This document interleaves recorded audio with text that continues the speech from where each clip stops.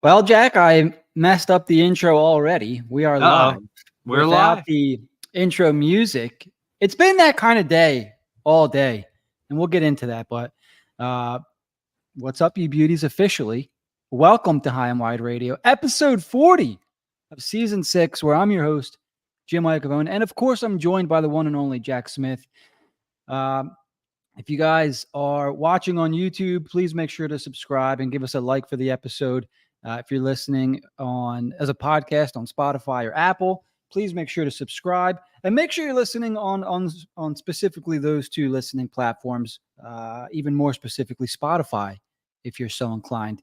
But Jack, let's get into things because we have a lot of topics and not that much time to fit them all in. Like we have a loaded episode for you guys.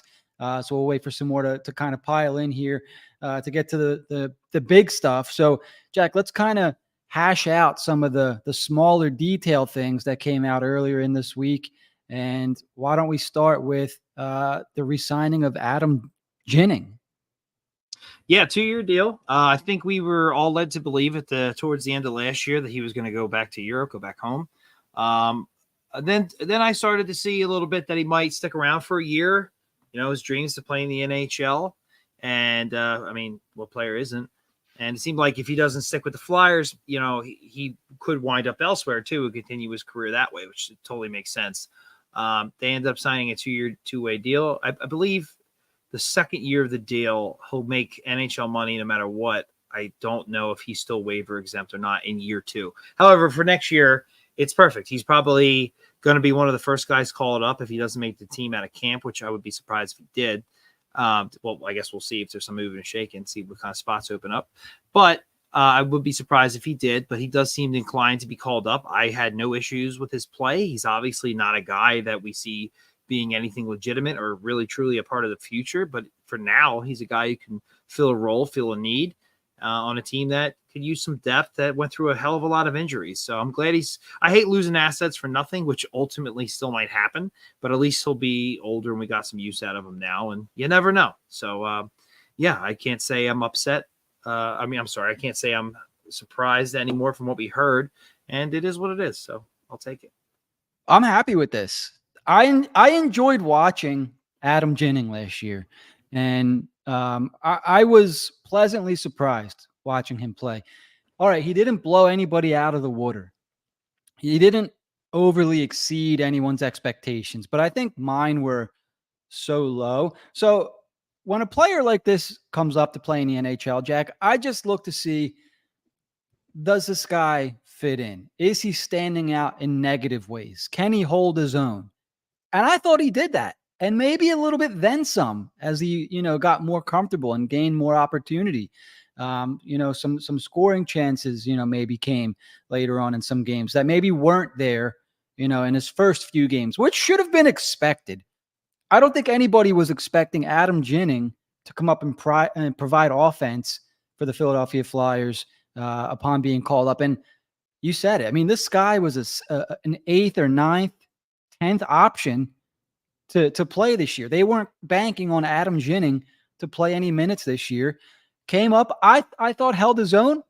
And, like you said, there were rumors he was going to go back home because, he wasn't finding the playing time here. Maybe the Flyers got a hold of him and said, hey, you maybe played your way into a spot. Just kind of hang around here. Let us get organized on the back end a little bit, and you can find some playing time. So they gave him a 2-year deal. It's nice that they kept him around for more than one.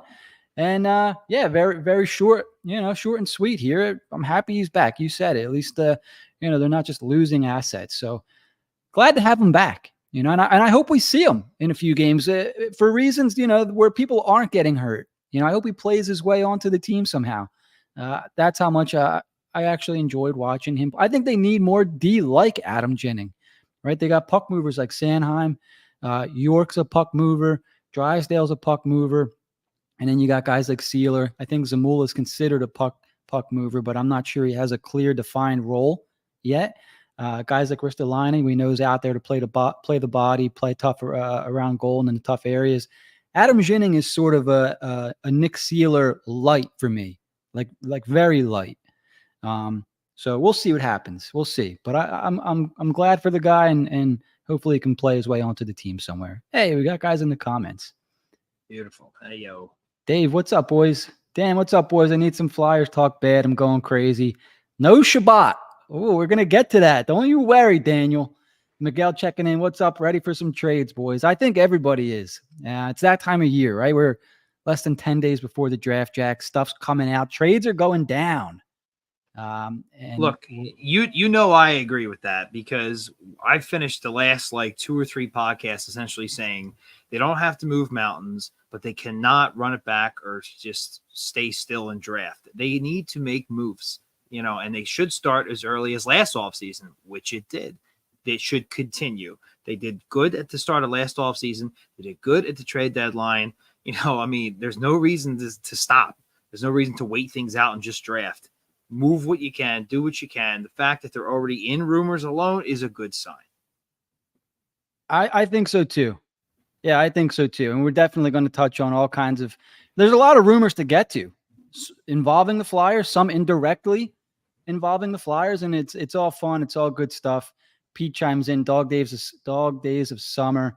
And we're right in there. We got the draft coming up, and then obviously free agency. So this might be the last swarm of fun that we have, once the Stanley Cup's done, the draft and free agency, then we're really in it, right? So let's kind of rattle off some of these smaller topics we have so we can get to the meat of the show. I know you guys are all waiting, guys and girls are waiting for the meat of the show to come. So it's coming. All right, Adam Ginning down. Jack, earlier this week, or was it last week? I don't even know. Everything's kind of blending in. The Flyers signed a forward, Rodrigo Abels, a Latvian center. I believe he played in the Swedish league this year. They signed him to a 1-year, 2-way contract. I want to know your thoughts on this. So I was able to watch a couple games from Rodrigo Abels, but, just based off what we know about him so far, Jack, what were your thoughts on this signing? Anytime you can bring in, I believe, what is he, 27, 28? A little older, yeah. He was originally drafted by the Vancouver Canucks back in 2016, a 7th-round pick. So that's about as much as I knew about him. I know he was drafted by the Canucks late. He then, I think he was just released and he picked up with Florida. I don't know how well he played, but COVID hit. So when COVID hit, he went back to Europe. And from there, I guess after 4 years, he decided to resume his career here. And if you think you see something in a player that you could use, or maybe guys develop late, what are you losing here? You're a rebuilding team. You're taking shots. It's a very, very low percentage when you consider where he was drafted and how old he is. But what's the worst that can happen? Stranger things have happened. So I haven't seen him play, Jim. So I'll punt to you for that. But outside of his transactional history, and just overall how you act as a rebuilding team, I have zero issues with this. And I think they sign another guy before him. I can't read. They did. Go ahead. So there's something interesting here. So I like I mentioned, I was actually able to watch a couple of games from by Rodrigo Abels playing for his team in Sweden. So he played for Luleå HF this year. 17 goals, 11 assists, 28 points. Gotta say, in the games that I watched, I didn't notice much. And then I didn't watch the Latvia games in the most recent international tournament, and maybe those were the games that the Flyers watched where they saw something in them. But in the club games, in the league games, I don't know. I'm not sure what they saw. But if I'm just looking, I'm sorry. So I'm looking at Oscar Eklund there. So Rodrigo Abels actually played for, and I hope I'm pronouncing this correctly, Rögle, Angelholm. 14 goals, 12 assists. So I have these guys up side by side, and there's one thing in common with both of these players, Rodrigo Abels and Oscar Eklund. They're both 6'3", and they're both well over 200. I'm sorry, they're both around 200 pounds. So what does that say to me, Jack? It says the Flyers are making a priority to go out and find, bigger players. Because what have we been saying for the past few weeks with this team? Their best players are smaller. The Flyers aren't exactly the biggest team. And I don't know if any of these players are going to be playing for the Flyers. To me, when I watched both of these guys, I see AHL players, I see Phantoms players. So maybe some Phantoms guys are going to be making the jump. Or maybe the Flyers are planning on playing Ryan Poehling at 3C, and they're auditioning for, a bottom line center, bringing some guys in for tryout type thing. I don't know. But having watched both of these players that they've signed from overseas, and Eklund and Abels, I didn't see much that told me that these guys are going to come in and contribute right away at the NHL level. That's what I saw. That's my opinion on Rodrigo Abels, Latvian player that Flyers recently signed, who came from the Swedish league. All right. Any questions on Rodrigo Abels from the comment section, or you, Jack? Anything before we move on? It's not much to ask, not much to expect. And I think everybody wants to hear about what's going on this week. They want the juicy stuff. Kenny G checking in. Real quick on Zegras. That was a fun show. We had some interesting results. Wow. I just want to remind everybody it was a hypothetical. Were you prepared if you really wanted to get a top potential first line center for it to hurt? And geez, I love York, but I didn't know he's Chris Chelios. I did not know that. I know he's good. He's developing. I want to keep him, but geez, if you'd have thought that he was the second coming of Christ. So I'm hey, nothing like putting on orange colored glasses or looking through orange colored glasses, baby. So I guess we're just going to have to draft and hope for the best. Yeah. Dave chimes in, Brady Tkachuk or we riot. That's one name that we didn't like through all of our talking and fact finding with all this going on. Nobody even mentioned Tkachuk. It's because he ain't happening. But could you imagine if Danny just pulled the absolute craziest thing? We're talking, I think the Flyers want him.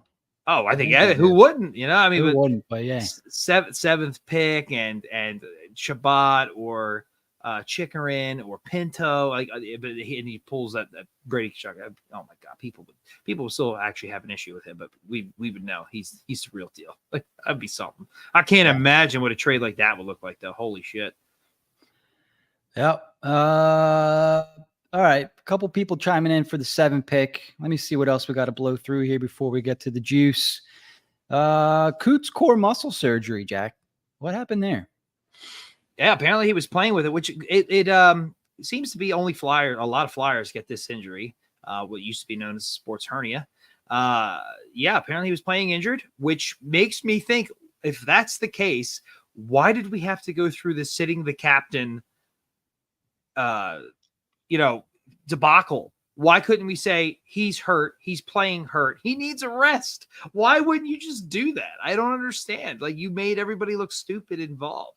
Like that's a little irritating. If he's playing hurt, what are you worried somebody's gonna hit him in the stomach? It should have probably shut him down, to be honest. Like, come on, what are you doing this year that you had to do that? He's not helping you when he's on the ice, really. He's hurt, he's playing hurt. Like that was irritating to me. I'm kind of glad in the long run, like it was that, not just his back or whatever, age or whatever you want to pin it on. But and it didn't Drysdale have the same surgery as well? Like that's what I mean. And we know that Elliott had it, and it's how much how invasive it is. I heard Drysdale's wasn't as invasive. I don't know about Coots. Hopefully, if that's what it was, he'll look more like he did at the start of last season, this season. So, we shall see. But why not use that? Why go through all that bullshit with him and Torts and the benching if you had this? That doesn't make sense to me. Yeah, I don't know. That's the first thing I thought too, especially from Couturier's perspective. If you knew that you were hurt, it just didn't make sense. His answers didn't make sense. Didn't line up with what we now know. Unless he's just that proud of a guy where he thought he could play through and still didn't want to sit. But I don't know. That I guess all of that's in the past, and we know now why Couturier looked like he was, a 40-year-old man, 50-year-old man out there already. And like you said, hopefully that's corrected and we see the healthy Coots starting next year. All right. We are 15 minutes into the show. Should we get to the rumor shack? Kind of alluded to him already because I could never help myself, but might as well, right? We have a lot. We got a lot of rumors. So let's cover the first one that really kind of came out. And I don't know if it was earlier in the week or if it was yesterday or what. But Cam Atkinson. The Flyers are looking to make a decision here. And there's one that's very clear, and that they don't really want Cam Atkinson on the roster next year. And they're looking for ways to make that happen, to get him out, to get him off the roster. There are, I guess, two ways to do this right now. Well, three. One way is to just buy him out. And that's probably the easiest thing to do, right? In my opinion, that's like the last resort. You exhaust all avenues to try and get Cam Atkinson into a better situation or, off your team. And if you can't find those avenues, you buy him out. It's okay. The cap hit's not very, very much. I think it's under $2 million for this year and next. Obviously, the second would be to move him. And so the rumor that we most recently heard, and forgive me, I think it was Darren Drager that provided the rumor. If it's not, my bad. I'm sure somebody in the comments can remind me there. The San Jose Sharks had interest trading for Cam Atkinson. I think the Flyers were rumored they would retain half salary, right? And San Jose would be a prime opportunity for Atkinson in terms of playing time, right? I would assume that they would insert him into their top six, shop him around at the deadline. Flyers might have to give up a pick, for San Jose to take him on. And the third way would be just retire, I guess, right? Like you're 35 years old, didn't look great. You're coming off a year where you missed a previous year due to injury. Jack, if you're Danny Briere, what do you do with Cam Atkinson? And while you respond there, I'm going to dig up the poll that we had on Twitter, see what the results are. Well, we know he's not going to retire because he came out in his exit interview and said he had plenty left in the tank, according to him. And maybe that's $5 million on the table too. So he's going to almost $6. So yeah. So I guess the most I thought about it, because he essentially, they didn't come out and say it, but they kind of said he wasn't too keen on going to San Jose. He's got a 10-team no trade list. So he probably nixed that deal, if there even was one, or just don't even bother talking to him. I don't want to go there. And I understand the organization. They want to do right by the player. They want to send him somewhere he can play or do what's best for him. And I'm kind of like, all right, well, if you're going to start nixing deals to get you out of here, then I think Danny's got to do his best for the team at the end of the day. You can only be nice for so long, So would I trade him in a pick to get him off the team? It's not exactly what you would do in a rebuild. It has probably memories of of Gossesbear when they trade in seconds and thirds and to get rid of him. But if it's a fourth or lesser and you're retaining money, then I probably do it. I think the playing time to a younger player who's going to be with this team makes more sense. So unless they do some serious moving and shaking with their forwards, we already had a log jam last year with the whole Brink, Allison, and Forrester situation. You would hope that some other forward is pushing for some playing time, and you're going to want to mix and throw some players in and whatnot. God forbid Michkov comes over, you have even more issues at log jams there. So he's got to do what's best for the team. I think they should continue to. I don't want to buy him out. I did not mention that option. I don't think it's the end of the world, but if we can avoid it, I would try to avoid it at all costs. That's why I'm okay with giving up a draft pick. Yes, we're a rebuilding team. Why would you give up a draft pick? If it's fourth or later, to me, the odds of that player being anything for your organization's future are so low at that point. I think it's more important the playing time go to a young player next year and the following years. So that's where I stand with that. So hopefully they can find something. I don't know why he wouldn't want to go to San Jose. Yes, I know they're not a good team, but that would probably give him more playing time, and he would get flipped at the deadline, you'd assume, if he has something left in the tank like he claims to. But I will say he's here. He's pretty situated on the East Coast. He's playing for Columbus and Philly. That's all the way the hell out in California. And so I could understand that. So, but you got to Briere's here to do what's best for the team. I do hope that he finds something out.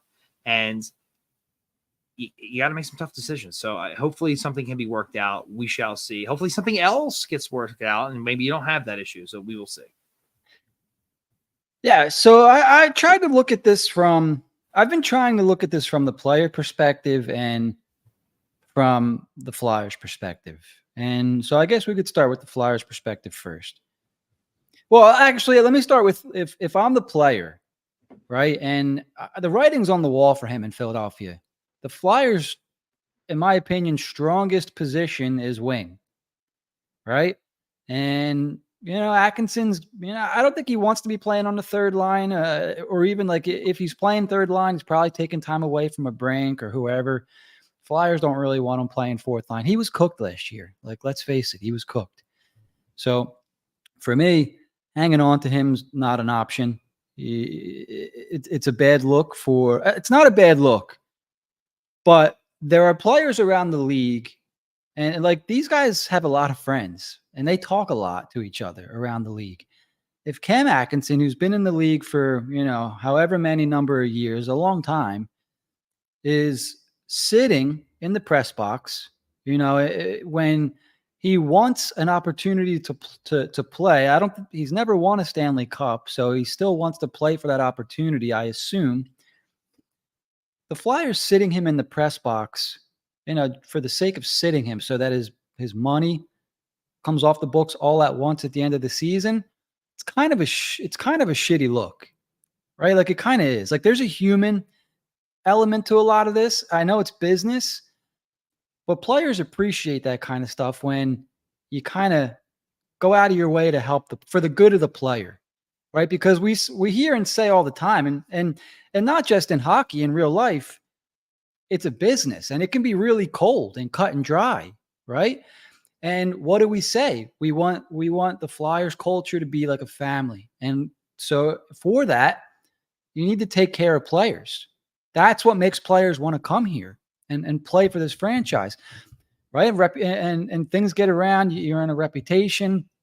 I'll go play for the Flyers because I trust that they're going to, I'm in good hands there. They're going to take care of me there. They're not just going to, sit my ass on the bench, when I'm looking for another opportunity, potentially one more contract or a chance to win the Stanley Cup. Meanwhile, they're making a business decision. I'm rotting over here in the press box so that my $5 million comes off the books after a season. That's kind of shitty, And I know the player, didn't exactly do himself any favors, right? But that's the way it is. That's the way I see it, So my thing would be, we need to get Atkinson out of here as soon as possible. So I'm with you. I would be looking for a trade. If there's a way to split that cap now, because it just kind of ties in with what we're going to talk about later. The Flyers need the cap space. Like, they're looking to make moves, right? And we're going to get to some of these guys later on. A lot of people keep saying, well, why would they buy him out? It's not like they need cap space. Well, apparently they might, right? So they're making moves and they're exploring trades to set themselves up for something that's coming that we don't know about yet. Maybe. So I would find a team that would maybe take on half of his salary. And if I could, I wouldn't give up any more than a 4th round pick. I'd be comfortable giving up a 4th round pick. A team like San Jose made perfect sense. But I also understand why at this point in his career, I think Cam's got 2 kids, something like that. He's got a family. His whole life's been East Coast. I understand why he wouldn't want to go West Coast. I get it. You could also say, dude, that's like what? Like a 4-month, 3-month vacation. Just suck it up. You'll get traded somewhere where you got a chance to win, maybe, if you do your thing out there. So I don't know. If they find a trade, that to me is the best scenario. If you don't, buy him out. Big deal. It's between $1 and $2 million on the books for the next 2 seasons. Big deal. Yeah, you do bring up a good point. The last 10 years, the Flyers have not been a destination for various reasons, and they've only gotten worse. So, showing that the players are treated well, it is like a family. I remember when it was treated like a family years ago, and somebody like Yager had said in an interview, he's played for a lot of teams. And he said, like, look, when I played in New York, they were great. They were wonderful to me, but it was very business atmosphere. It was the same exact thing in Philly, except for it was a family atmosphere, and that meant everything. Like, that was great. And if you remember, we're kind of like, why did he sign here, not Pittsburgh? Like when he came from the KHL back over. And I think that knowing that family atmosphere, improving that family atmosphere had a lot to do about it. This organization still needs a lot of work in that regard. So for that, I do hope that this doesn't get ugly. I don't think it will. So I do hope that, they find a peaceful resolution here. Yeah. So poll results from earlier in the week. The question was, would you move a 4th-round pick if it meant taking all of Atkinson's salary off the books after the 2024-2025 season? Or would you rather buy him out and have it come off after the 2025-2026 season? Obviously, having all the money come off after this year would be great. The catch is, you're giving up an asset and you're still retaining half the salary. So a lot of great comments in there. I'm not going to get to them here. If you guys want to comment on that poll in the comments in the YouTube, feel free. Let us know what you guys would have done in that situation. So yeah, I'm sorry. The results. The whole reason I read the poll. 77.9% of voters out of 262 said that they would trade the pick, and 22.1% said they would buy him out. So 22.1% really view that 4th-round pick as valuable, I guess. So whatever. For me, Jack, it's like the Flyers have 8 picks in the next first and second rounds of the next 2 drafts. Mm-hmm. I ain't losing sleep over a 4th-round pick. Clear the salary, Yeah, when you start to get into the 3rd and the 2nd, that's where I'm like, whoa. Rebuilding teams really don't do this. But like when it gets further down the pike, what teams tend to look for that late is like either home runs or specific skill sets that they think they can make into something of a serviceable player. And when you say serviceable, it's a guy you could find in free agency if you needed to. So I'm not breaking my back over that. If they get somebody young who's going to be a part of this core, some significant ice time, they're not playing 11 forwards and 7D or whatever they're doing, how it looks this season or whatnot, just to get everybody on the roster. So I'm hoping that certain players are moved out so the young guys can get that playing time and more voices in the locker room. And when you have somebody here who's of the old guard, I would like to see them move on. And I'm not keen. If I could get rid of him and not give up the pick, that'd be great, but I don't think that's realistic. So that is where I'm drawing the line right there. And I'd even do it for a retained salary because again, it's 1 year. So salary doesn't mean anything to me. Exactly. All right. So from one former Columbus Blue Jacket to a soon to be former Columbus Blue Jacket, Patrik Laine wants out of Columbus, wants a fresh new opportunity, Jack. Is this a player that you believe the Flyers should at least be kicking the tires on in Patrik Laine? And, before we really, because I think you and I have opinions on him that are somewhat similar. Let me just read this off real quick. So his first season with Columbus, I think he must have been hurt. It was the COVID year. Played 45 games. Second and third seasons, Jack. 56 games, 56 points, 26 goals. Third season, 55 games, 22 goals, 52 points. In 111 games, he scored 107 points, 48 goals. I think he was hurt last year. He missed games with mental health things like that. 9 points, 18 games. Patrik Laine, Jack. I don't know how much you've been able to watch him. I haven't been able to watch a lot of him. Is this a player the Flyers should be, knocking on Columbus's door? I mean, it's hard to say no, but when I break down the whole picture, I mean, did you mention his point totals when he was in Winnipeg? Did I miss that, or did you just do Columbus? Just Columbus, yeah. Okay, so remember, this is the guy who went number 2 behind Austin Matthews in that draft. I mean, the scoring potential is ridiculous. I'll just pull it up real quick. So as a rookie, he scored 36 goals and followed that up with 44 and 70, had 70 points that year. Like, this guy knows how to score some goals. For me, it comes down to, I don't think he's, like, some people think he's not healthy. I don't think it's as nearly as bad as it's made out to be. The mental health things is something that you have to consider. This is you're going to acquire a guy, and that's ultimately what's the price. You're going to have to take everything into account. The first thing I thought was him and Torts, how that would go. If you're looking for a fresh start, you're having some issues in your personal life, do you really want to coach like Tortorella at this point in your career when you have so many other options? Columbus probably not looking to trade within the division anyway. I don't think it gets down. I don't think it happens. That skill set, though, I would 1,000% be interested in.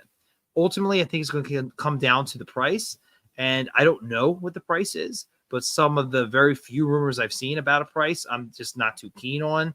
So because of that, I'm probably out. If you're getting them for pennies on the dollar, then absolutely, but I don't think you are, and I think that's going to be the issue for me. Yeah, I don't know that I want a Patrik Laine. Yeah, I don't know. He doesn't really. It feels like he comes with baggage for me. I You think know what so. I mean? Unfortunately, yes. I think he does, and it's his second. This will be his third team after he gets moved, and be a player with baggage and everything we discussed. And how old's he now? Like, it's been in the league 9 years, and I'm kind of like, I would do it for cheap, but what I heard, it's not going to be cheap. So I don't see it, the Flyers' futures. Unfortunately, I think somebody else is going to have to take that gamble. Yeah, I think I would be, and it sucks because this is a talented player. It'd be interesting to see him play with Michkov potentially. And I think Columbus was trying him out at center. Yeah. And I was surprised when I saw his point totals with Columbus, because I figured that had to be a failed experiment. He's not a center. But maybe he was faring okay out there. So, yeah, I don't know. Patrik Laine, you mentioned it. Or yeah, you mentioned it. Him and Torts sort of feels like oil and water. The way that Torts is kind of the way he expects things out of his players. Because I could have said tough on his players, but everyone likes to take that and use it to call Torts an asshole. But he kind of expects. He knows which players have potential to be great, and then he expects it from them. And I'm not sure Laine can give him that every night. I'm not. Yeah, well, I'm just not sure. So, I don't want to be. Sorry. I just to add to that. I don't want to sound like I'm degrading the player in this whatever issues he's going through, but I don't necessarily think Torts, from what we know, everything you just said, with a guy who could have something of a fragile mindset, it just nothing of what I'm hearing, what we already have, and what he's dealing with seems to be able to make sense. So I don't see it happening. I think there's too many factors to overcome. It just makes sense that somebody else takes that gamble. Yeah, I think I'm on board with you there. And Jack, can you pop that comment on the screen from Vegas real quick? And maybe just read it off. I'm looking up a salary real quick. Yeah, the Laine almost 1 point per game, similar to TK, but won't be TK money if we extend TK. 8 million plus would probably be more than 8 million, honestly. I guess all that's true. Laine, unfortunately, less of a track record and kind of a shoddy, just everything we discussed, just a shoddy NHL career at this point. Lots and lots of promise early on in his career. But he got moved from Winnipeg. Go ahead. Well, real quick, because I'm not sure I really understand the comment. Patrik Laine is making $8.7 million this year and next year. So, and he'll be 28 by the time that contract's up. Help me, Vegas, maybe explain that comment a little bit more, because to me it sounds like are you saying that they can't bring in a Laine because they're going to pay TK $8 million? Is that what that says to you, Jack? Now that you say it that way, that's how I'm reading it. Yeah, I didn't read it that way the first way. Laine almost a point Maybe per it's game. just I don't even know how much is cap friendly still up. And I look up how long his cap hits for. Yeah, I think you have till the draft, so you use it all you want for another 10 days. Unbelievable. Laine is on his third team, plus isn't ready. Yeah, Laine is making 8.7. So, I mean, what's he going to make after that? Is he going to make 10? Like everyone's already crying now over TK, who's pretty reliable. Everything just points to somebody else should roll that dice. A team that has tons of cap space, tons of, so it'd be next year and so 2 more years, 8.7. So I trade Atkinson for him. The money almost works. Like, not really, but it's closer, so I just don't see it. All right. Well, let's get going a little bit here. So now let's get to the big stuff, right? And the Flyers in Ottawa have been talking since, I don't know, the trade deadline at least. I mean, they were talking Pinto back in the beginning of the season. So Philadelphia and Ottawa, there's something here, Jack. There's something cooked up. And from the sounds of it, it's something that, the trigger could be pulled as we get closer to the draft. Unless Ottawa, it sounds like unless Ottawa makes the deal too good to not do now. And let's get to, some specifics a little bit here. So, man, why am I forgetting this guy's name? Travis, who's the guy that put out the tweets earlier? Who broke? Well, first he broke the Markstrom trade. I don't know if you want to touch on that real quick. Yeah, what's his name? I forget his name. Let's see if I have it in my tweets. It was in the chat, Zoster or something like that. Travis Yost, was it?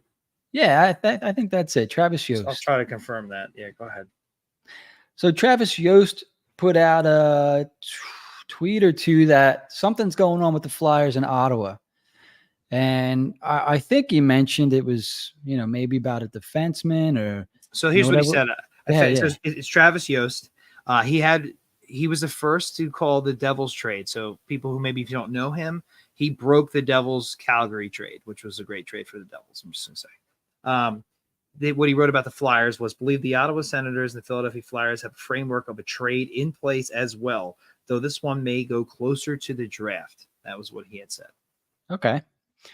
And then basically we're left to speculate, okay, what could a trade be? And so if you're like us, we like to piece things together. Let's go back a little bit. The Flyers had rumored interest in Shane Pinto near the beginning of the season while he was still, or maybe right before he was suspended or, right after. And then I think Shane Pinto started playing games, and I think Ottawa realized, hey, this is not a guy that we should be dangling for trade. This is a pretty good player. He's a center, premium position. We kind of need him. A position that the Ottawa Senators have maybe a surplus in is their defense, obviously. They've signed Sanderson to a long extension, $8+ million a season. They have Thomas Chabot signed for a decent extension, $8+ million a season. They have a Jacob Chikrin, who's signed, I believe, for the next 2 years at $4.6 million. And this is a player that the Flyers were rumored to be interested in at last year's trade deadline, this past season's trade deadline. And as we know, the trade deadline is often used for, putting in the framework for trades that end up happening in the offseason. So for me, Jacob Chikrin is a name. Okay, this is a possibility for the Flyers. And while he may not be a bona fide top pair guy,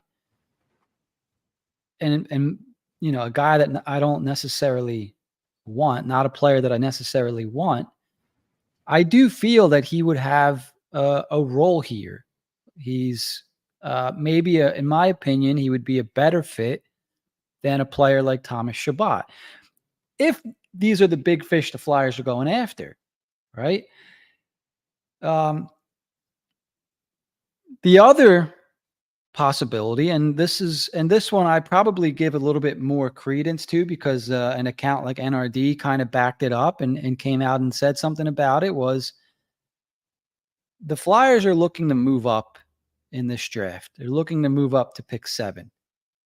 And Ottawa's been rumored to be after Scott Laughton for years.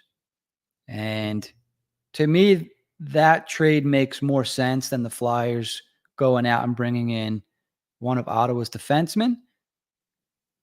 Jack, let's kind of dive into this a little bit. What are your thoughts here? I mean, should the Flyers be looking to bring in one of Ottawa's defense? Who do you think it could be? Is there somebody that we maybe left off? Eric Brandstrom's a RFA. Is he a guy the Flyers are looking at? Should the Flyers be looking to move up to pick 7? Should they be looking to move Scott Laughton? And it's probably going to take more, you would assume, right? What else could it be? I mean, if they acquire a defenseman and one doesn't go back, that's a huge logjam on defense. And look, I will say this, as far as Chychrun's concerned, the team has been linked to him in the past, and the team we know, especially through Keith Jones, wants to get big on the back end. They want to get bigger players, especially on the back end. Great point. However, I don't see it happening. If they were to acquire a defenseman from Ottawa, it'd be, in my opinion, 2 things. One, a major deal, like where we're swapping players and picks, and it makes, by the time the trade settles, there's more room on the back end, maybe a third team's involved, where it makes sense, because they got other guys we want to see. Emil Andre. They want to see guys they kept. They just re-signed Ginning. You're probably not done with Zamula yet. You have other guys down there you want to see. They love Hunter McDonald. They're force-feeding him down our throat, so they're going to want him up there in some capacity. Drysdale, they got plenty. So, I mean, is Risto going in some other deal? That doesn't seem like it's going to be easy. So, I don't know. They mentioned bringing back Sean Walker. I just don't see it. I do think if they're talking defensemen, it's Chychrun, and Branson makes sense. That's an interesting one, because they are looking for a defensive pair partner for Jamie Drysdale. But what we've been led to believe about these rumored players and picks involved, and are you really frameworking a deal for just a player like that? I probably could have understood of Shane Pinto more, but the more I think about it, the more I hear the players that could potentially be involved. And what we know Ottawa wants. Ottawa was not supposed to be here drafting where they are here. They're supposed to be winning. They're supposed to be going for it. They have Giroux on the team for a reason. I believe that they are trying to move, you would assume, anything they can to get better. They may move a defenseman elsewhere and juggle some things, but I think they're looking at their 7th pick as ammunition to get better for next year, because that's the way the team is built. And I do think the Flyers, Laughton makes sense. I would absolutely trade Laughton. Obviously, it's not for the 7th. That's ridiculous. But I would do a trade, surrounding those 2 pieces, the 7th and Laughton, and what we got to add, whatever else we got to add, that later first, maybe even 12. I don't know. Maybe it's something. Who knows what else is involved? But the Flyers are looking to move up in the draft. Ottawa is looking to use that pick as ammunition to get better for next season. That part to me makes sense. So, and again, they can be multiple teams be making trades here and whatnot. But when I look at the Flyers and I look at Ottawa and I look at where the teams stand right now, that makes the most sense to me. Flyers looking to move up, them looking to use that as ammunition. They love Laughton for years. Laughton's been projected value is something of the first round variety, obviously not top 10. But that doesn't mean that you can't add other pieces to make this happen. I don't think it's crazy at all. I do think it should be something that happens as close to the draft, if not at the draft, because who would the Flyers be trading up for? That after pick 1, it's I don't want to say it's a crapshoot. We have a good idea of how things could or should go, but you really don't know. It's big on defense, and you got that's right around where Iginla could be going, for God's sake. I mean, I just don't know. I can't see a trade being made now for the 7th pick, especially if they're moving up. Well, who are they moving up for? You don't know who's going to be there. If it's for the 7th by itself, well, that's exactly what a rebuilding team should be doing. I just find it hard to believe. What else are they adding with Laughton to get that? Is it their later first? That's a hell of a start. Would Ottawa do something like that just for Laughton and at first? I think they need a little more firepower than that. So I don't know. I don't know where the teams. I don't know what other pieces are involved. But I like what I'm hearing. I like that these 2 teams are talking. Kind of like with Florida Flyers and Buffalo. There's a trade to be made with these 2 teams. It makes sense. It's just, what is it? So here's kind of something I found funny. Elliot Friedman I don't know if he tweeted out or if he wrote it, but there's a team out there that is spreading Demidov rumors that their goal is to try to help Demidov drop in the draft. Ooh. And just so happens the Flyers are trying to trade up to 7 around the same time these rumors came out. So, I mean, what are the odds 2 years in a row the Flyers get the player projected to go second overall with the 7th overall pick? What are the odds that Ivan Demidov drops to 7 and the Flyers have a move in place to trade for the 7th overall pick? Now, let me just say this. This is what I mean. When I hear that, okay, there's a deal in place, but they're waiting for the draft to get closer. To me, that means they want to kind of get a gauge on where each team in front of them is going to go. If they do trade the 7, where's 1 through 6 most likely going to go? Right? Like Jack, like we do it all the time. Like we make stupid phone calls. Like these guys, I would have to assume by the time the draft comes, they have a good idea of who's going to go where. You know what I mean? So I would say in the days leading up to the draft, if whoever's doing this, smokescreen stuff, putting out word with Demidov, if they really feel that there's a chance that, the 3 or 4 or 5 teams in front of them aren't going to take them, maybe maybe the Flyers are trying to create havoc here and, help their own scenario play out. But I thought that was funny. As much as that is unlikely to happen, someone's doing it. Someone's putting out the rumors that Demidov maybe he won't come over. Maybe they're going to make him sign over there again. Like, look at the horror stories that we're having with Michkov, yada, yada. The funny thing about that is those stories with Michkov look so much better now with where the state of everything is. However, I think Demidov has 1 year left. So he does. He could come over, I guess, or he could resign, and then you're really waiting for him. I find it so hard to believe that teams, after what happened with Michkov, the teams would be so scared. Like this guy, to me, if you take positions aside, he's the second best player in the draft, like pretty solidly. But I understand that getting a top pair defenseman is very important to these teams, and I think he's the second best guy. He could go 2, 3. The idea of him slipping the 7 to me is incredible, but I have seen it. The more I look at mock drafts, he's appearing more at 4, at 5, 6, and it's stupid to me. But like I'm looking, Jim, for your sake, like some of the players who could be there at 7, and I've seen Boyum like 5 times, and that's funny. That's funny. I'd be ecstatic if that happened, right? Like obviously not as happy as we were last year with Michkov, but if the Flyers were to find a way to get to 7 and draft Boyum, wow. That would be incredible. But I was going to say this. If they get 7 and they take another Russian, and like 7's the lucky Russian number, like, and Montreal passes on them again, like that would, I can't see it happening. It's just, that would be incredible. I hope there's some truth to that. I really do. But it's going to be fun. Briere should be a disruptor. I mean, if he's going to be a guy who's waiting for players to fall to him, and whether that be a 12 or 7 or wherever, that makes it much more worthwhile to be trading up to 7. That's for sure. Here's my thing, though, Jack. I think it's going to cost the 12 and Laughton to move to 7. Would you still do it? Probably. That's where I'm at the draft. I want to know who's available. Then yes, I do, because it costs a ton to move up into the top 10, even if you're just outside of it. It's not going to be a second round pick. You move up. Like, I think it costs the Flyers a second round pick, and they're in the 20, like, I don't know, 4th to move up like 3 spots to take Konechny at like 22, wherever they took them. So like to go from 12 to 7, especially when you have players on the board. So now you're kind of trading for a player. It's a little bit different. I've had this argument before. I'm on our fantasy league. I took Addison at like 3 last year, and the guy wanted to move up 1 spot.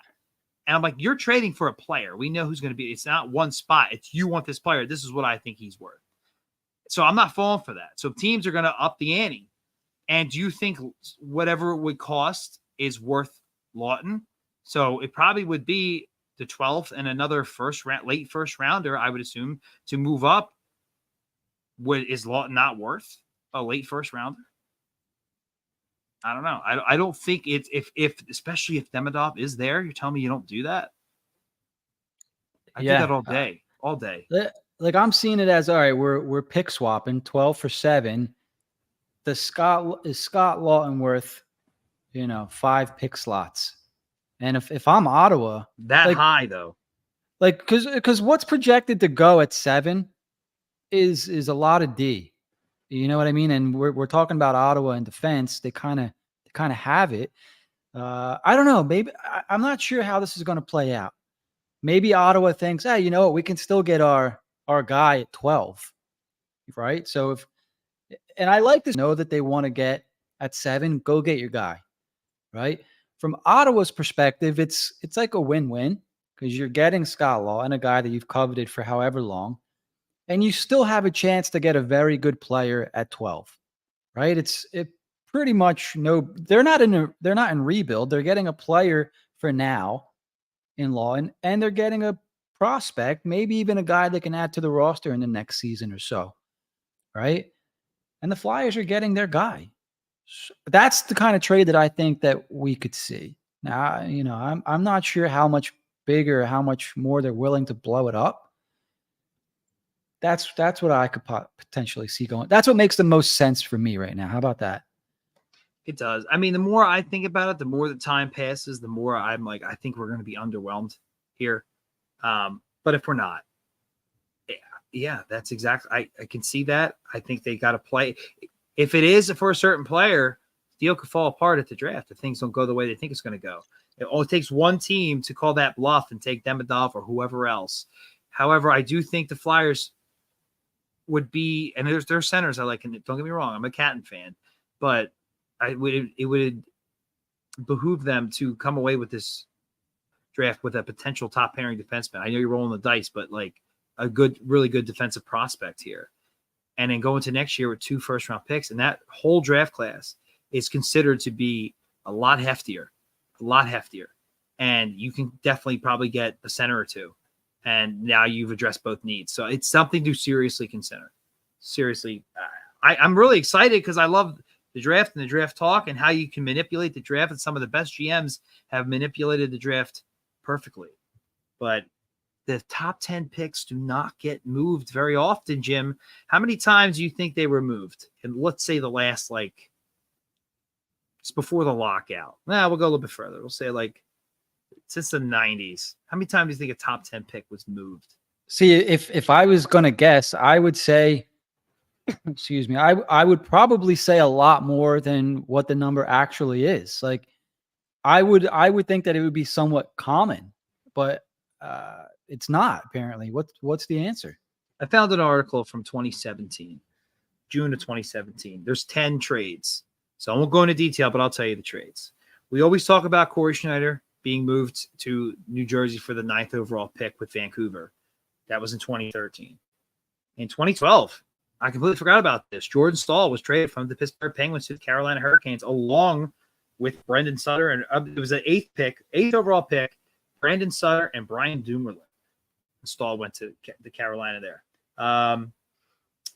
Jeff Carter, 2011. I don't remember that. I guess that was that was for the 8th overall pick. I'm being stupid here. Yeah, that's how we got Coots. So yeah, that's one we don't bring up that happened to us, but that's the top 10 pick. This one's funny. Okay, here you go. Involving the Flyers again. 2002, the day before the draft, the Flyers sent Ruslan Fedotenko 2 second-round picks to the Lightning for the number 4 overall pick. What? I would do that all. Oh my God, Ruslan Fedotenko, who would come back to bite us in the playoffs, but let's be real, value-wise here. 2 second-round picks and Ruslan Fedotenko, which would later become Yoni Pekkanen. Remember that guy? Loved him. 2001, Alexei Yashin was traded after holding out for a full season and then grudgingly returning to play out his final year in Ottawa. Yashin was a sure thing to be dealt. Where was the trade? The result, it doesn't say the trades, whether they did. On the draft day, the Senators sent Yashin to the Islanders, and for the second overall pick, plus a winger, Bill Muckholt, and a gangly 24-year-old Slovakian defenseman. I think that might have been. Oh Jesus! I can't. I'm a brain farting here on who it doesn't tell me who the player is. I think Spezza was taken with the second overall pick in that deal, by the way. So it seems that the players, people trading away the pick. Oh, here we go. It was Chara, the player, the gangly Slovakian defenseman was Zdeno Chara in that deal. So wow, yeah, that's a big move. That's when what's his name dismantled the Islanders for years to come. What the hell's his name? The Boston guy. That was who they took first overall when they had it. No, the guy he took over, the GM. He was a coach with Boston. Mike. Oh God, he was always arguing with Keith Jones on the national network. Mike Milbury. Mike Milbury. Oh my God, I couldn't think of his name. Sorry, I'm so sorry about that. In 2000, Kevin Weeks is the name here. Weeks was a former first rounder who had just finished his first full season. The Lightning were in the midst of one of the most ridiculous stretches of goaltending instability ever. We know all about that. I think it was the 5th overall pick. Yeah. So, I mean, it sounds like the team moving out the pick, it has not worked out for them. Yeah. And Trevor Linden, 1999. Ziggy Palffy, 1999. So it seems like Daniel Sedin, remember the Canucks managed to get I think it was the 2nd and 3rd overall picks to take both Sedin twins. Mm-hmm. So it seems like the teams getting the picks are the ones coming out on top here. Because Corey Schneider did not work with the Devils. Jordan Stahl was good with Carolina, but would you say he was really good? Like incredible? No. He came a good defensive center, but I don't think they ever won Stanley Cups. What worked out there was I think the Penguins only wound up with Derek Pouliot, so that wasn't all that good. Wow. So Jeff Carter, we got Coots and Voracek in that deal. Like, come on. That was Fedotenko, Yashin. I mean, that's the kind of magic that we need. Yashin we need that like back. 35 years old. Like, why would you? It just doesn't make sense.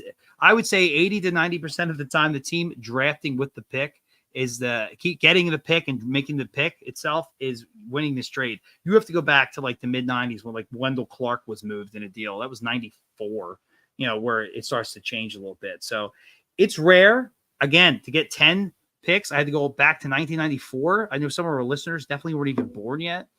So, I mean, it's saying something. It doesn't happen often. But at the same time, 12 and 7 isn't that far apart either. We're not. Some of these picks in here were number 2 overall, number 3 overall. We've ourselves acquired number 8 overall on Coots and whatnot. So the point of that little stretch of the article is there's not too many times it happens, and when it does, it doesn't really help out the team. And that's more so players for the pick as well. There's almost very few pick for pick, a plethora of picks to move up. There's always a player involved. Even that, Yoni Pikkinen won. It was 2 second-round picks and a player, so. I'm curious. I'm curious to know from the people in the comments, right? There's a lot of people watching right now. I want to know, yes or no, just yes or no in the comment. Would you do Scott Laughton and the 12th overall pick for the 7th overall pick? Just yes or no. Because I'm curious to see, what the majority of people watching would say right now. It'd be easier if I could make a poll on here, and maybe one day I'll be able to do that. But I'm just really curious. Oh, Lawrence Fine, first one. Yes, he would trade Scott Laughton and the 12th overall pick for 7. And I think I would too. And it's not because, I don't like Scott Laughton, but if you have a chance to get the player that you want, you have to give up a little something. And let's face it, right now, Scott Laughton's time, it's coming to an end here. He had a good run in Philadelphia, right? He carved out a career for himself, right? Very good player, veteran leadership. It feels like maybe his time in Philadelphia is starting to come to an end. doesn't it? Like, he's involved in trade rumors. This is going on 2, maybe 3 years now. And Dan says it right there. Laughton's a third liner. The Flyers need premier talent. They have an opportunity to get it with the 7th overall pick. Just guys like Bouillon. I don't know. Demidov shouldn't fall to 7, but, we can toss his name out there. Maybe a Caden Lindstrom, a guy that has had back injuries, but I believe he's a center, 6'4", could fall. Maybe teams get scared off by the back stuff. Zane Perek could be there, 96 points in 66 games in the OHL this season. People are saying that he's an absolute stud. I haven't watched any of Zane Perek, so I'll have to take their word for it, but he could be there at 7. Sam Dickinson, if you liked what you saw from Sam Dickinson. The point is the Flyers are going to have their pick of some of these guys at 7. Cole Iserman, Berkeley Catton, if he's their guy, T. Ginla. A lot of these guys should be there at 7. Maybe they're skipping the Flames to go get a Ginla. Who knows? But they're going to get their guy, as opposed to, we'll just draft whoever falls at 12. All you got to give up, and it sounds shitty to say it like that, all you got to do is give up Scott Laughton and you get your pick of the litter at 7. A lot of yeses coming in here. It's fun. It's fun to see some new names. Nick Iacovone, yes. Who say Yakimchuk? It's just Yakbomb, Yakbell. Yeah, I'm gonna miss that Yak Bomb. Luis Rosa, absolutely. Jay, yes. Hobbs, yes. Easy. Sam Fortunato, yes. I like a prospect with it too, though. Oh, that's interesting. Armelon 99. In the minority here. No, not in this year's draft. I could stomach it. I like lots, but time to reshuffle the deck. That's from Dev Null. Dev, thanks for checking in. Dan Knightley, yes. Laughton is a third liner. Give me a Ginla. Keep them coming, guys. Jay chiming in. Laughton's great, but it's time to actually rebuild. And that's big. I mean, it seems like the Flyers are rebuilding on the fly again, just a little bit differently. Maybe they are prioritizing. They have the ammunition to move into the top 10 in drafts, but they're going to have to spend the assets because they're winning too many games in the regular season to pick in the top 10 on their own. Mm-hmm. So they're trying to do the culture thing. They're trying to learn how to win, and they'll trade their way into the top 10. I'm fine with that, to be honest with you. I'm okay with it. Moving Laughton sheds $3 million a cap. So that's $3 million more dollars you can use along with the, let's say, Atkinson buyout. Excuse me. All of a sudden you open up $4 or $5 million there, I think. So it's cap space. Keep them coming, guys. More comments. Mike Tomasco, hell yeah. Was hoping for something along the lines of Senators receive 31 or 32 plus TK, CBJ second, Flyers receive 7, and Chikrin. Wow. So Mike's moving TK in that deal. Michkov and Demidov. See, this is what I would want to see. I mean, I jump on that. You told me that for the first time with this him potentially dropping and because you know what that might attract, Jack. It might attract the premier center too. Like, oh, I get to play in between these guys. Oh my god. Yeah, I want to play in Philadelphia because I'm gonna put up 100 points a season playing with these two. You know what I mean? Or maybe, who knows? Maybe it's Coots playing on that line. I don't know. Maybe Coots is healthy. Who knows? So I'd move TK for Demidov. Sam with another good comment. Vegas chiming in with a yes.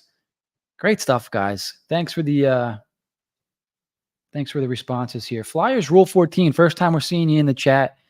I heard that in the trade rumors that it's going to be Scott Laughton and Travis, number 11. That's Konechny for Ottawa's 7th overall pick. Wow. So in that trade scenario, the Flyers would keep their 12th overall pick, and it would be Laughton and Konechny going for the I'm sorry. So unless he means Laughton, Travis, I think he means 12. Konechny, and the 12th pick. I don't know. It's weird because Travis Konechny is number 11, isn't he? Yeah. That's throwing me off there. So I don't think TK's getting moved, unfortunately. I would do it, but I don't think he's going. It's the way that what we've heard around the team and whatnot, but everything else needs to be in play. A lot of these deals seem so pipe dream city maybe it's the way you present it, Jim, but I'm just like, oh, Demidov falls. Like, Ottawa's interested in moving. Flyers are jumping on that. Like, that's what makes you think it's not going to happen. Because I want it too bad. Now I want it too bad. I'm becoming irrational. Nothing makes sense anymore. And but you know what? I'm glad they're having the discussion. Just have the discussion. I'm for trading up for one of these good defensemen. If somebody falls, that's the other thing. Some of these defensemen could fall. I hope they don't trade up for that like gigantic guy because I'm too worried. I have Ristolainen and Sam Morin, disease. What is his name? Because I can't remember it. Oh, I deleted it. Who's the tall guy that Columbus was rumored to be taking? He's like 6'7" or something. Oh, sorry. I said that like 3 times while I'm on mute. Anton Siliev. Sorry. Thank you. I was like, Jim, help me out, please. You're on your own there, buddy. I would take the guy if he fell, which he won't. But like, I'm not trading those kind of assets. Up to swing on that. Even though he could, like, best case scenario, be Victor Hedman. But like, there's too much risk there. But I would trade up for somebody. I mean, the way this draft is, I would trade up. I absolutely would trade up if they could, if it's not costing me as much as I thought it would. So I guess it depends on where you value Laughton. I think most of us are like, look, he's a great guy. He's great for the locker room. He's a third line guy. You got to move on from these guys eventually. You got to strike while the iron's hot. What if he starts to lose value? Then what? You missed out because you were too gun shy? Briere's got balls. Right. We know he's got balls. He carries them around in a wheelbarrow. We know this. So shirts are available on bonfire.com, by the way. Sorry. I'm all for it. I hope something happens. I'm glad we're having this leading up to the draft. I was expecting more trades in the offseason, like after July 1, but this is the kind of stuff we need. We need to be active. You're not going to get better by just drafting and let people go and letting your other guys take over. You gotta make these deals. You gotta have the balls to do it. And if we have a front office that how can you go from Hextall and especially Fletcher, who just trades are hard, to this kind of wheeling dealing? Like, Jesus Christ. I feel like we're owed it from the bullshit we went through, but this is exactly what I want to hear. Hopefully something comes to fruition. But man, it's going to make it even harder for draft day to come. It's going to be the longest week next week. The absolute longest week. Oh my God. Yeah, it's already starting up now. So it's going to be fun though. I mean, this is the time. This is what we owe. Like, this is the kind of stuff that is fun to talk about. Like, we can have fun with this. We're not reporting, the Flyers are moving, hiring this person, or they just signed Rodrigo Abels. Like, you know what I mean? We're talking rumors, and during the season, we can't really talk about that because we're, talking about facts, the non-fun stuff. Like, it's not really fun to talk facts. Like, oh, this happened last night. Now it's like, oh, wait, the Flyers could be doing this. They could be doing that. This is the stuff we have fun talking about, and I think the listeners and the viewers also like to chime in and talk about this stuff too. It's like, I don't know. This is the time of year that we look forward to just hanging out and kind of BSing a little bit. Oh, Mike Tomasko. Go ahead, Jack. I mean, this is true, especially with Shimashev here. We know some teams going to overdraft somebody in the top 10, and it's just who. This is the kind of stuff that you keep an eye out for, and somebody ultimately falls, and you got to strike. And I think Ottawa's in a position where they don't care who falls because they want to get better right away. And you're giving them something they want. Use it to your advantage. So this is the kind of thing we're going to be looking out for. Who that player is, I don't know. Maybe it's a Hellenius, somebody like that. I feel like if he were to go higher, it'd be around 8 or 9. But you never know. You just never know. So, yeah, this is going to be. I just want to just say, Darren Dagger did report that both teams denied that any of this stuff was true, which of course means the deal is imminent. So we'll keep an eye out for that. Yeah, somebody commented earlier that the Flyers the new regime's been pretty close-lipped on rumors and things like that. And so let me just say this. When stuff leaks, it's supposed to leak, and they leak it to these guys who have the big following, who a lot of NHL teams leak stuff to. It's intentionally leaked. And I'll say this. nothing is leaking from the Flyers side that they don't want leaked. Now, I can't say the same for, let's say, Ottawa, for example. You know what I mean? How can I say? So like this, the Chuck Fletcher regime, they had no idea where the leaks were. You know what I mean? Like stuff was just coming out left and right to anybody who would listen. Basically, this new regime doesn't work like that. Only the people that need to know things know these things. It's much harder to get information out of these guys. And so if anything is leaked by the Flyers, it's leaked intentionally. As I mentioned, we can't say the same for Ottawa. So maybe Ottawa's going to Drager and saying, "Hey, we're talking to the Flyers about this. Put it out this way. More teams know that the 7 is potentially available. We're not getting what we want from Philly yet. You know what I mean? Put the pressure on the Flyers a little bit more. They got to pony up if they really want this 7 pick. It's all strategic." And then we hear it and we get it's fun. We get to talk about it, but that's pretty much how that works. Nothing is leaked without intent. There's intent behind the leaks. For sure. Yeah. So, what else we got, Jack? I mean, that's pretty much all we got for our topics there. I mean, the Flyers could potentially be moving up to 12, or maybe they're trading for a D. I hope it's moving up to 7. I said 12, but I hope it's for the 7. I would rather have the 7 than any of Ottawa's D, to tell you the truth. Yeah. I mean, I don't need that's what a rebuilding team's going to do here. I mean, they got plenty of D as it is, but there's some guys that need to be moved out. Grabbing somebody from another failing team, it could work out, but it's not something I'm gung-ho about. I think my favorite defenseman with Ottawa, Sanderson, he's not going anywhere. So I really hope it's a pick, especially if we're talking about our picks. I want to be talking about moving up, not getting an Ottawa defenseman. And then on top of that, I guess we heard rumors. I have nothing else to add to it. There's just Utah is interested in moving the 6th pick. So there could be, which could be a bad thing, because if we're looking at moving up to 7, because Demidov's going to be there, and then somebody else trades with Utah and snipes him, we're going to be left feeling with some blue balls, to say the least. Yeah, that's for sure. One last comment before we get to wrap up here. Flyers Rule 14. First time I think I've seen you in the chat, so welcome and thanks for checking us out. Hopefully we see a lot more of you in the chat. He comments, or she comments, if they can keep 12 and get 7 from Ottawa, I think that would be amazing, and that's probably the ideal scenario. But I mean, what more goes with that? Is it a pick? I'm assuming they want to hang on to their 2 first-round picks next year. Mm-hmm. So I don't know. I'm not sure. That would be an ideal situation, ideal scenario, but I don't know. If they are interested in Laughton, it would have to start with Laughton. Yeah.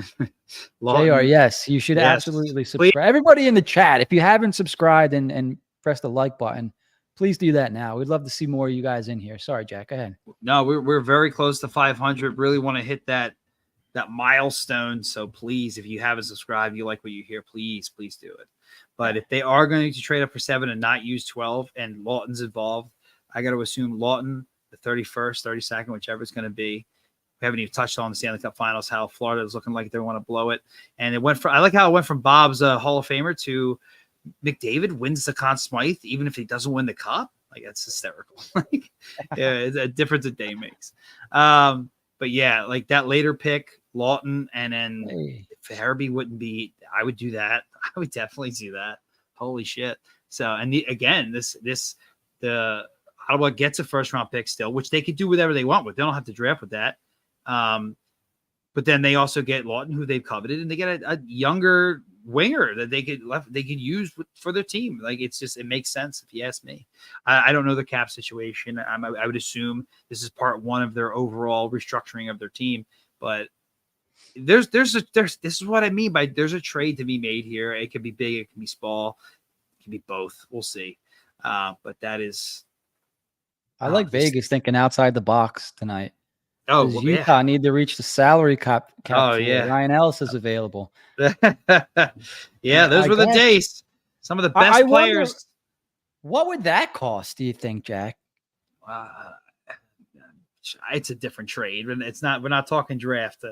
I don't know, because if he goes on the LTIR, it doesn't really, or if it helps them get to their draft floor. I'm sorry, the cap floor.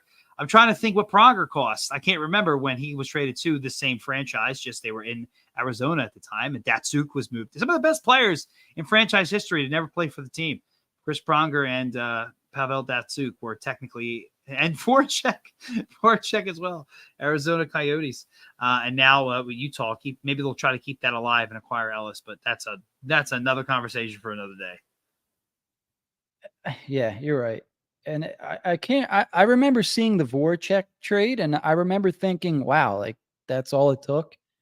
So that is interesting. Ellis is, just for the record here, Ryan Ellis is making $6.25 million for the next 3 seasons. And I think the Flyers take him off LTIR during the season so that they don't accrue some type of cap penalty or cap something or other. Somebody correct me if that's not correct. But that's 6.25 against their cap. Like it still counts. So yeah. Oh yeah. If they were to find a way to move that deal, that's 6.25 that comes off the books. So that would be, if they could find a way to do that, I would assume should be around the top of their list to do that. 3 years is a long time. It's probably the longest dead money that they're waiting to come off. Hayes is 2 years, 3.571. D'Angelo's 1 more year, 1.6. Cal Peterson's contract, 1 more year. Ryan Ellison, I guess if you're still counting Ristolainen, but Risto's playing. Ryan Ellis is the biggest amount of dead money against the cap right now, 7.1%. There's your Pronger trade. Sam Gagne, that's hilarious.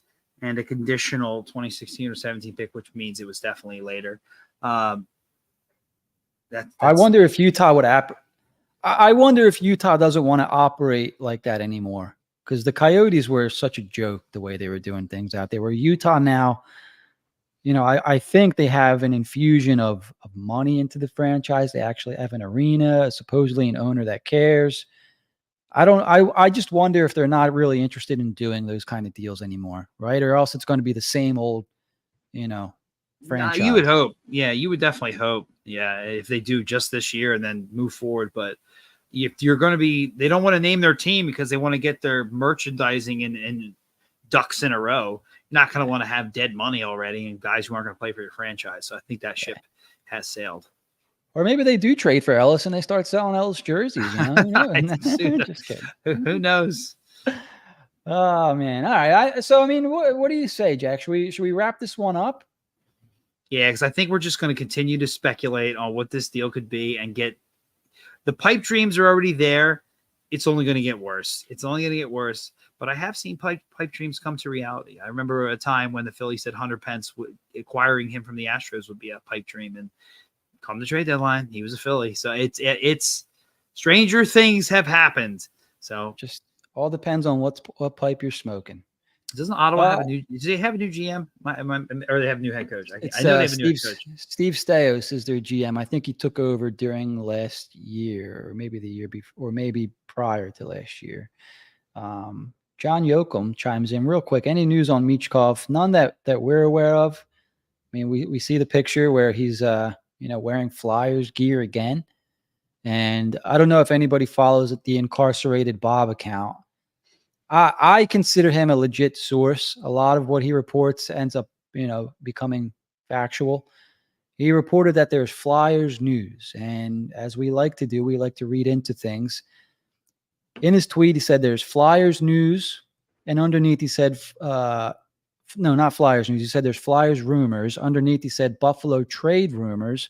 So, okay, what did he leave out in the Flyers tweet? He said he didn't use the word trade. So my mind went to, could this be Michkov? Because what news would excite people or get people, to tweet about it? That's not a trade, and that would be Michkov coming over. I think that's happening. I don't know anything for fact, so I'm not going to say that, but that's I still think he's making the pick. I just don't know if that pick's at 12 Could or 7. you imagine? Oh, they would go. I mean, it'd be in Vegas, but still, like, you thought we went nuts last year? Oh my! And he dressed Demidov on top of that. Oh. See, this is why we have to end the show. See how ridiculous this is getting? Like, oh my god, I could do this all night. I could do this all night. JR, thanks for the like and subscribe. All right, thank you. Oh, Boost Wholesale. A little bit late, dudes. We talked about it. I would say we started up the Lots rumor about, I don't know, the 40-minute mark. Yeah. So just go back and rewind. Give us another watch. We touched on it. We probably talked about it for the last 40 minutes. So yeah, you just missed it. I like this comment because this is how the podcast started out for me, because things were bad. Things were very bad. All right, boys and girls, that's going to do it. Everybody, thank you for hanging out in the chat. Old followers, followers, viewers, and new. We appreciate you guys hanging out with us. As we mentioned a few times, if you've not yet subscribed already, please do so. We have 5, 10, 15-minute videos coming out during the week of the latest rumors and whatnot. And then once a week, we do an hour. If we get going, we could go to an hour and a half. We try to keep it to an hour. Try to do an hour podcast. If you guys would rather, if you prefer listening, we're wherever you can find podcasts, but we prefer Spotify or Apple Podcasts. If not, we'll see you guys on here. You can find us on Twitter as well, @FlyersHW. You could see our handles there. Sometimes we're on, what the hell is it called? Instagram. That's my personal one, @JimMikeHW there. So we're going to wrap this episode up. As I mentioned, if you're watching us live on YouTube, please subscribe and set an alert for future shows. If you're listening as a podcast, Apple, Spotify, you'll get future notifications for future episodes. So for Jack, I'm Jim. It was fun hanging out with you guys, and we'll talk to you all soon. It's silly season. The countdown is on to the draft. Less than 10 days. Oh, it's going to be a long, less than 10 days, baby, but it'll be worth it. Yeah. All right. Good night, guys.